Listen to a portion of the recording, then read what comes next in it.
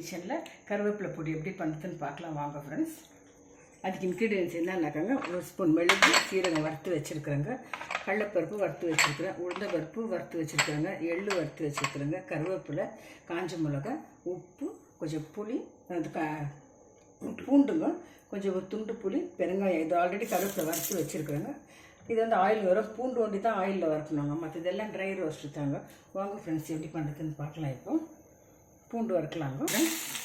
பூண்டு புளி 2 வறுத்துக்கலாங்க. இப்போ வந்து இது போடுறோம், உளுந்த பருப்புங்க, கடலைப்பருப்பு, ஒரு ஸ்பூன் மிளகு சீரகங்க, காஞ்ச மிளகாய், இது ட்ரை ரோஸ்ட் பண்ண கருவேப்பிலைங்க,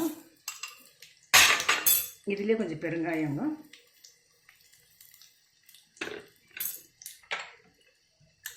கொஞ்சம் சால்ட்டுங்க, எள்ளு 1/2 ஸ்பூனுங்க.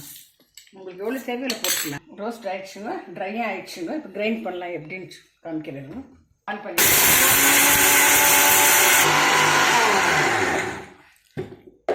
இப்போ ரெடி ஆகிடுச்சு ஃப்ரெண்ட்ஸ்.